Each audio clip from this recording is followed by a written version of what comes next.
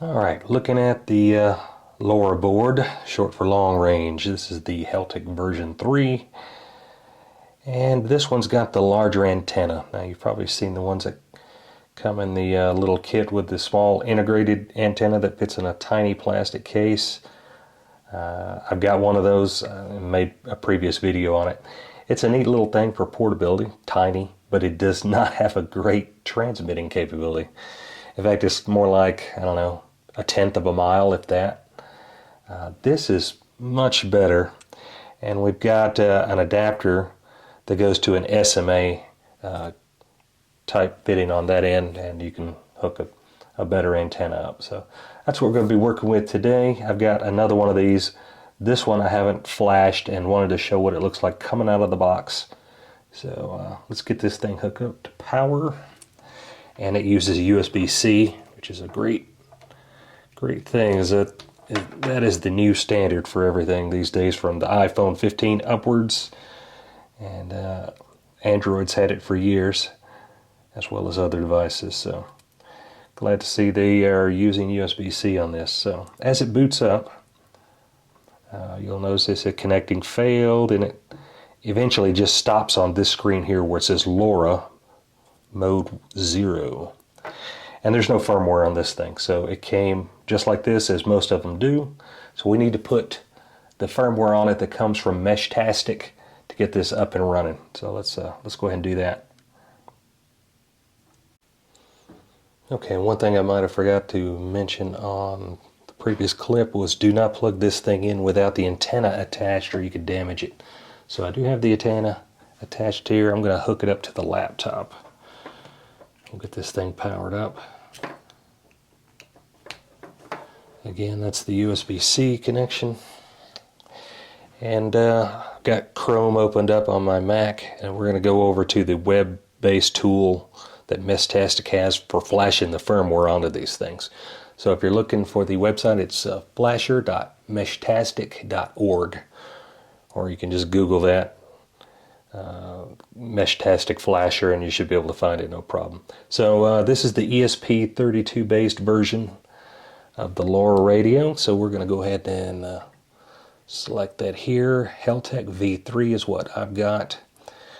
I'm going over to the 2.4.3.9 version, which is an alpha. Latest stable version's down here, but I found this one seems to work pretty good for me. I'm going to select that one. And then all I have to do is hit flash, continue, and it's going to want to do a full erase.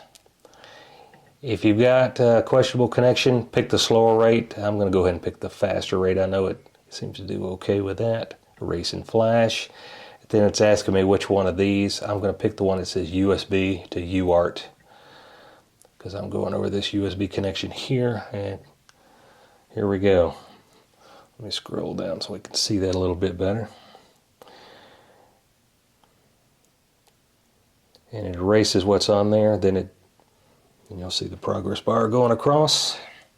Make sure you don't unplug this as this is happening. Make sure you got enough battery power in your laptop if you're not plugged in the utility power. You don't want this thing to stop midstream, as bad things could happen depending on what part of the process it's in. Alright, it is almost done.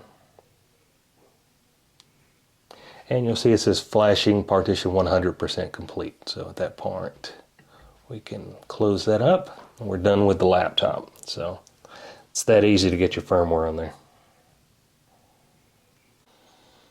Alright, now that it's got firmware on it, let's go ahead and boot that up. Again, make sure you've got your antenna attached before you ever put power to these things.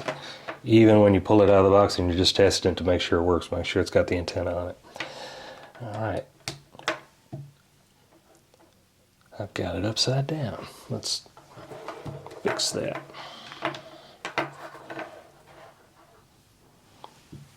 Okay. And you can see the word Meshtastic as it boots up now. I've got this battery pack in here. I just wanted to show that you can use just regular old battery packs like you use to charge your phone or other devices. They work just fine.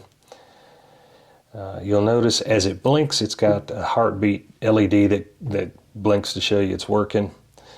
You can turn that off. I actually turn those off typically in mine because it's can't really tell it on camera, but it's pretty bright. So now that we've got that flashed, let's get this thing up and going on the network. I'll get the tablet and use the client that I've got on there to go from this point. Alright, now that we've got the firmware on the LoRa radio, make sure we had our antenna hooked up, which it is. Let's go ahead and get the app fired up. This is an Android tablet, real cheap one by the way, about $30 US, but I use it mainly for radio stuff. So we need to add a Bluetooth connection from the tablet to there. So we're going to hit the plus. And this one, that's my other one, so I know the new one must be the one here, 0 Charlie 90. So I'm going to select that one. And this again is the Android version.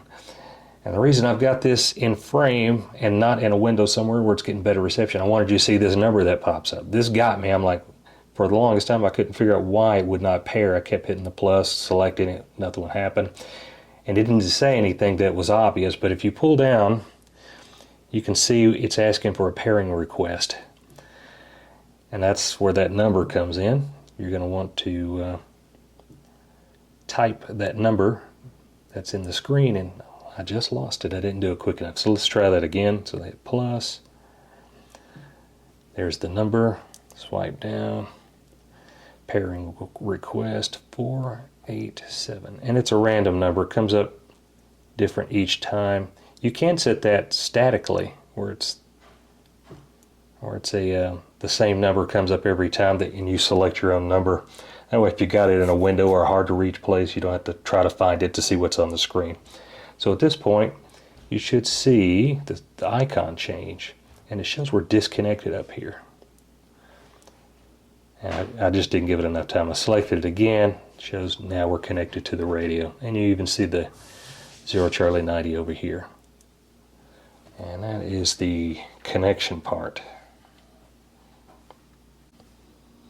Alright, once you're connected via Bluetooth, which is indicated by this little check mark in a cloud, if you click that, you'll see connected to radio down here.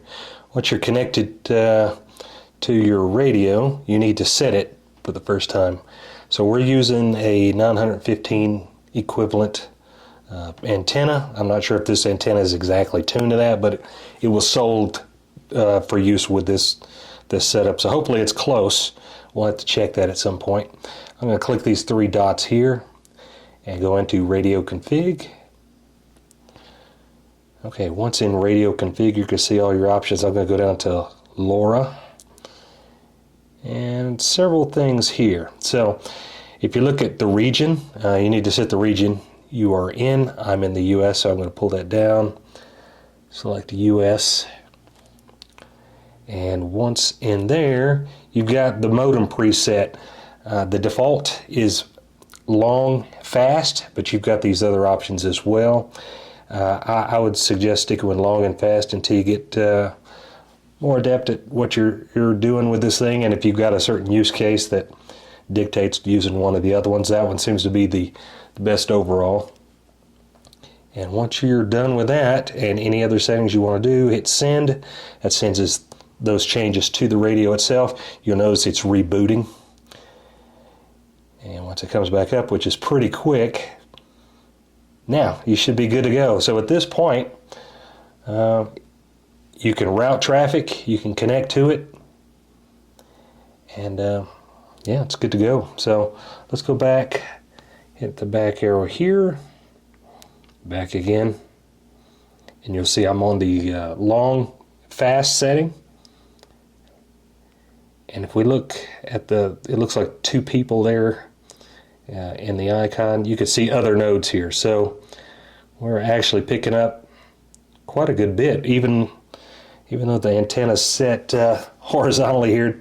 It's better, it's vertical, and it's better if you've got a clear line of sight and it's in a window or something like that if you're in an indoor setting. It's still picking up quite a bit.